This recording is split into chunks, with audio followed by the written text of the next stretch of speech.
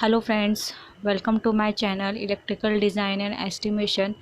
तो फ्रेंड्स, मैं सबसे पहले आपको बताना चाहूँगी कि इलेक्ट्रिकल कंट्रोल पैनल होता क्या है। कंट्रोल पैनल एक टाइप का बॉक्स होता है और इनक्लोजर होता है जिसके अंदर प्रोटेक्टिव डिवाइसेस होते हैं, इंडिकेटिव डिवाइसेस होते हैं। Protective device in the sense short circuit protective device, MCB, fuse, overload relay, okay. Power devices like contactor होता है, उसके अंदर वीएफडी होते हैं, सॉफ्ट स्टार्टर होते हैं। इस टाइप्स के प्रोटेक्टिव डिवाइस को एक इनक्लोजर और बॉक्स में माउंट किया जाता है जिसके थ्रू पूरा सिस्टम कंट्रोल होता है, लाइक मैकेनिकल इक्विपमेंट को कंट्रोल किया जाता है।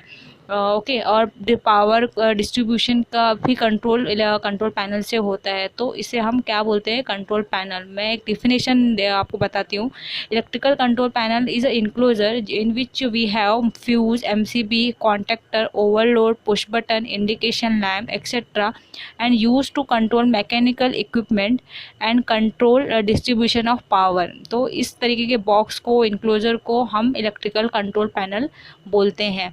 और फ्रेंड्स, इसके बाद मैं आपको बताना चाहूँगी कि इलेक्ट्रिकल कंट्रोल पैनल डिज़ाइन और एस्टिमेशन इंजीनियर्स का जॉब रोल क्या होता है, ताकि आपको और अच्छे से इसके काम के बारे में समझ में आए कि कैसे काम होता है, किस तरीके से होता है, और आप भी अपनी प्रोफाइल को चूज़ कर सके।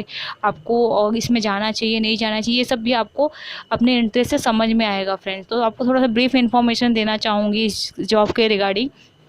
फ्रेंड्स, जो इलेक्ट्रिकल एस्टिमेशन और डिज़ाइन इंजीनियर होते हैं, उसमें जो सबसे पहला रोल होता है एस्टिमेशन इंजीनियर का, वो क्या करते हैं? वो पहले तो क्लाइंट की रिक्वायरमेंट के अकॉर्डिंग बीएम बनाते हैं, उसका एस्टिमेटेड कॉस्ट निकालते हैं। ओके। पैनल की उनकी रिक्वायरमेंट आती है, वो जिस तरीके की रिक्वायरमेंट उस टाइप्स के वो कॉस्टिंग निकालते हैं। फिर वो सेल्स पर्सन को दिया जाता है, तो उसके बेस पे हमें ऑर्डर्स मिलते हैं।